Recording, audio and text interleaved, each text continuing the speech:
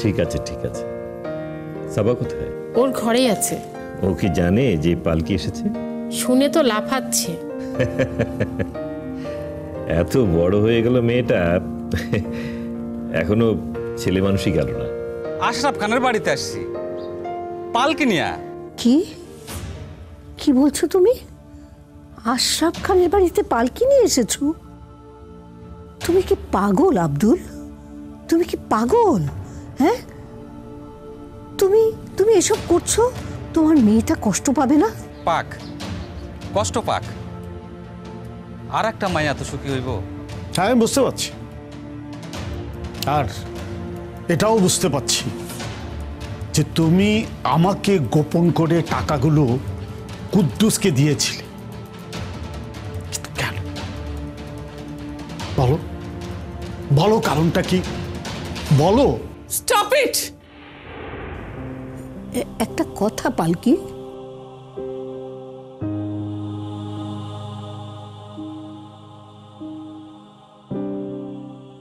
কি দাদি? তোর বোন ফুলকিকে নিয়ে কি করবি? আমি একটা মতলব এটেছি, আপনারে জিজ্ঞাসা না করেই।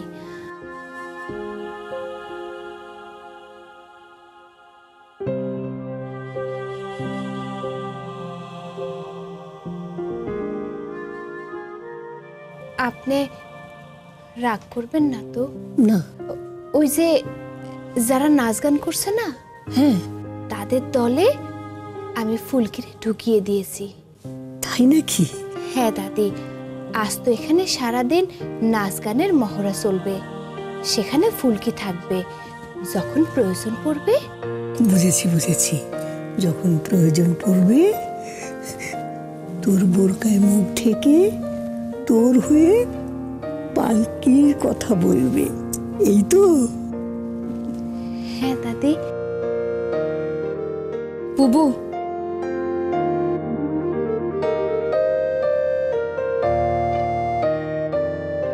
কি হয়েছে রে? কুদ্দুস মিয়া আবার এবারে দরজা এসে দাঁড়াইছে। কি বলছিস তুই? হ, এদিকে বাইরের লোকজনেরা চলে আসছে, যারা নাচ গান করাবে।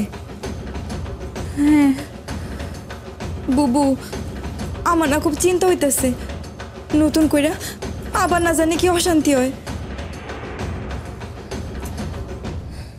তুই কোনো চিন্তা করিস না। আচ্ছা, ওইখানে আর কে কে আছে? দুলা ভাই আছে, তোমার শ্বশুরও আছে, আরো অনেক লোক আছে। তুই যা, আমি দেখতেছি। আইসা।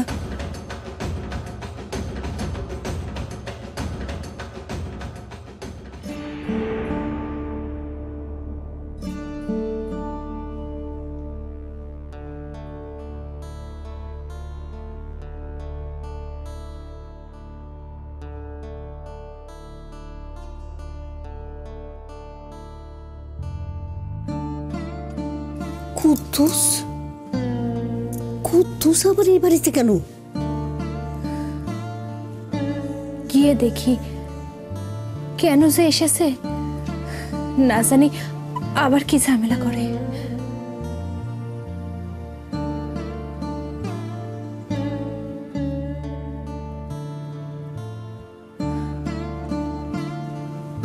আমি চাই দাদি।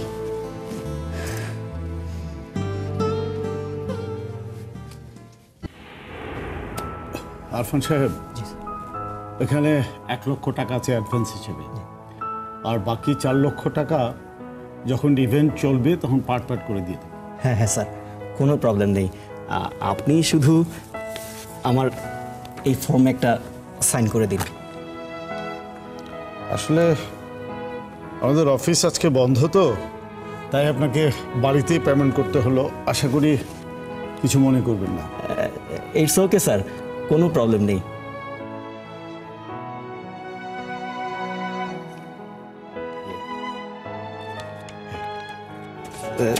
Thank you sir, thank you very much.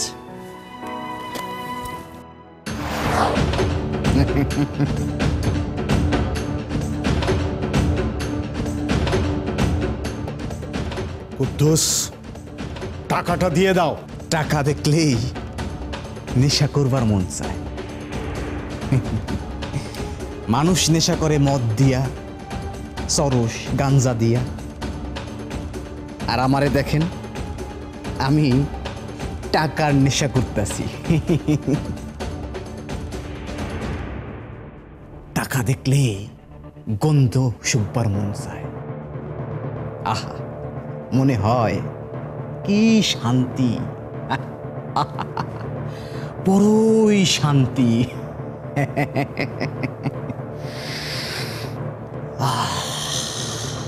Kuddus, টাকাটা দিয়ে দাও। সোহেল, ইয়েস বাবা। দারোয়ানকে ডেকে ঘাট ধাক্কা দিয়ে ওরে বাড়ি থেকে বের করে দাও। ঠিক আছে বাবা। আমি দেখছি।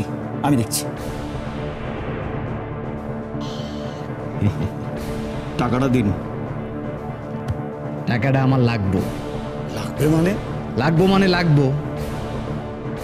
হাত ভাঙছে না, হাসপাতালে খরচ আছে না, ডাক্তার দেখাইতে হইব, আর এই যে এই কয়দিন কাজ করতে পারবো না, খাইতে হবে না।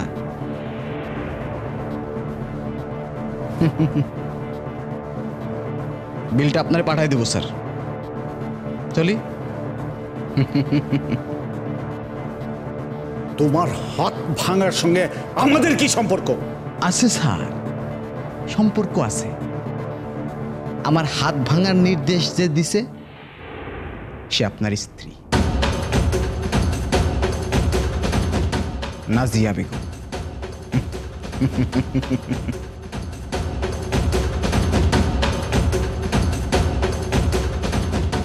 তুমি কিন্তু মাত্রা ছাড়িয়ে যাচ্ছ কুদ্দুস মিয়া। মাত্রা ছাড়া আবার কি দেখছেন সোহেল সাহেব?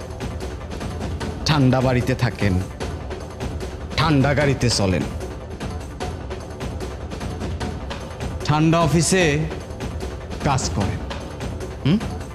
জাগো ঘরের টাকা নাই, তারা বুঝে টাকার জ্বালা কারে কয়।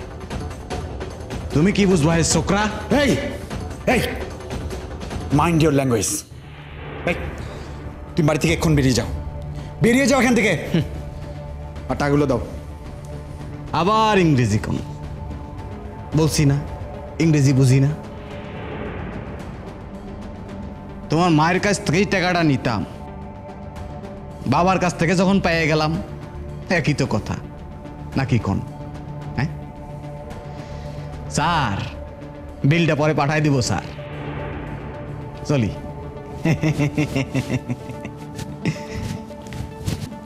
এই ইউ স্কাউন্ডারেল।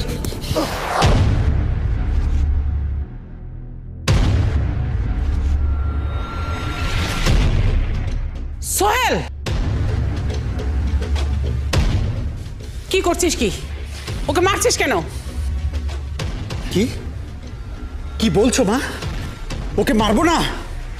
অমানুষ একটা জানোয়ার নোংরামি করছে এখানে এসে। বাইরের লোকের সামনে আমাদের পরিবারের মান সম্মান নিয়ে খেলছে। ঠিক বলেছিস, ওকে মার দেওয়াই উচিত। মার ওকে, মার।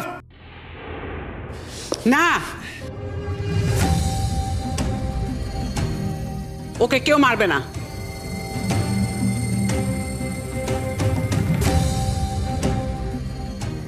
এই ওঠো, তুমি ওঠো।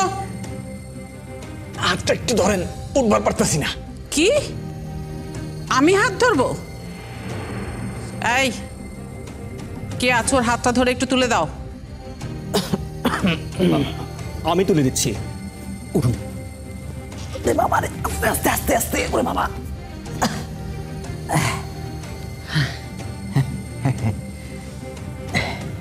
যাও, তুমি এখান থেকে চলে যাও।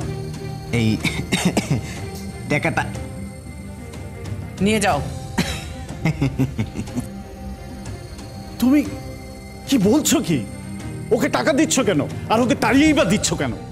ওইখানেই তো যত গন্ডগোল।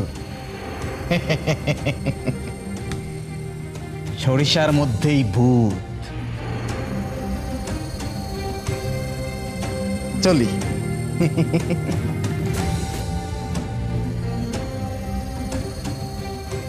Thank you. মাঝে মাঝে টাকা দিবেন, মন ভালো থাকে। আপনার ছেলের বিয়ে ভালো হোক, ঘরে খুক্কা খুক্কু আসুক, সকলেই ভালো থাকুন।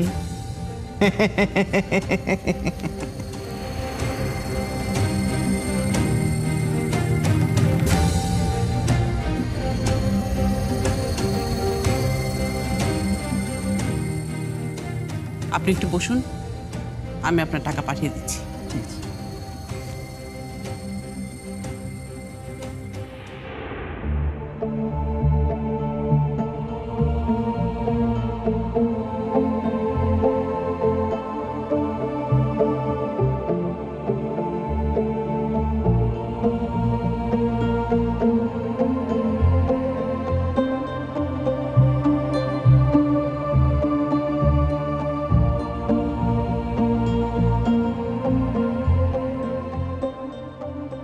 মা,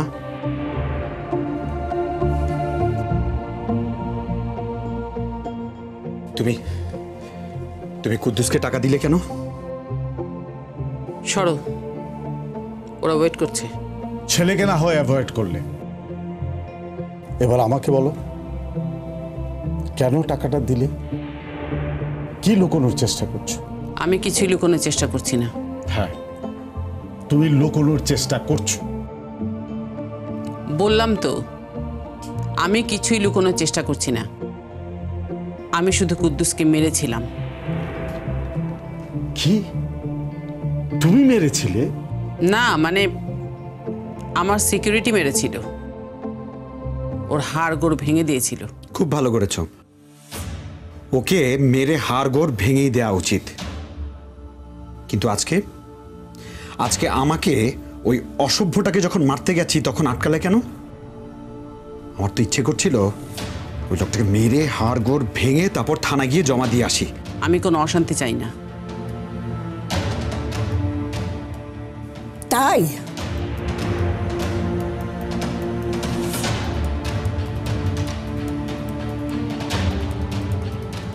অশান্তি চাও না,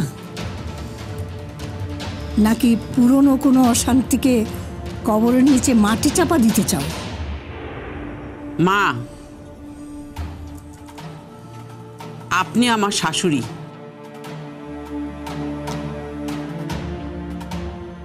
আপনাকে আমি অনেক শ্রদ্ধা করি, অনেক সম্মান করি। আমার সঙ্গে ঠিক করে কথা বলুন।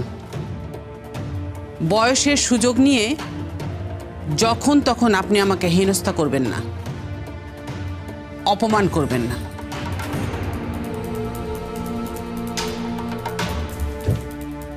মা, মা, মা, উনি আপনার মা, উনি যা করেন সংসারের মঙ্গলের জন্যই করেন। দয়া করে ওনারা মানসিকভাবে অত্যাচার করবেন না। তুমি যে কথা বলছো, তুমি জানো কি হয়েছে? পুরো ঘটনা তোমার জানা? জানার দরকার নেই, তবে এইটুকু বুঝি যে এত বছর সংসার করেছে, সে মা যা করেন সংসারের মঙ্গলের জন্যই করেন, সবার মঙ্গলের জন্য করেন, পরিবারের মঙ্গলের জন্যই করেন। এটা বুঝলেই দুধ আর পানি আলাদা হয়ে যাবে। তখন কারও কোনো কষ্ট হবে না, কোনো দেয়াল থাকবে না।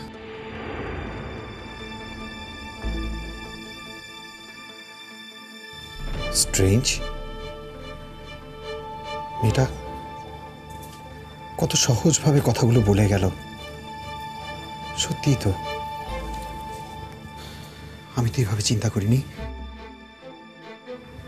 এইভাবে চিন্তা করিনি।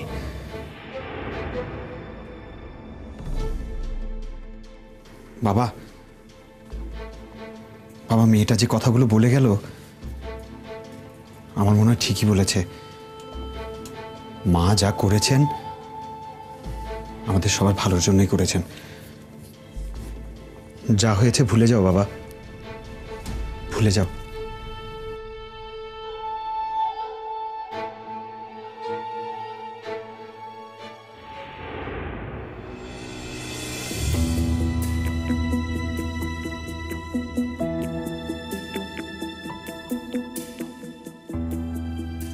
সোহেল, তোর মা কি করেছে সেটা আমি জানি। তোর মা তার পুরনো অপরাধগুলো ঢাকতে চেয়েছে, কিন্তু সে জানে না সেই অপরাধগুলো কঙ্কালসার হয়ে একদিন তার মুখোমুখি দাঁড়িয়ে তাকে প্রশ্ন করবে, পালকিকে মারার কোনো প্রয়োজন ছিল? কোনো প্রয়োজন ছিল?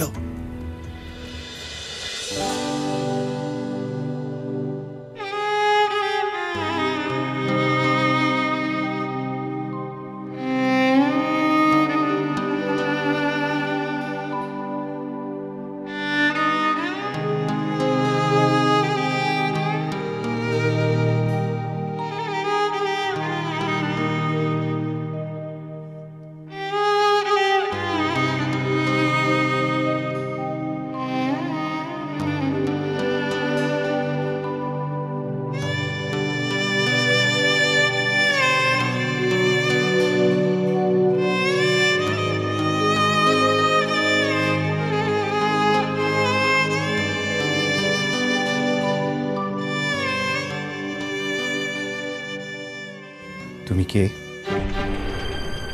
কে তুমি? আমি আমি আমার জীবনে একজনের মুখ কখনো দেখিনি। এই ভুলটা দ্বিতীয়বার আমি করতে চাচ্ছি না, কিছুতেই না। আমি আমি তোমার মুখ দেখতে চাই।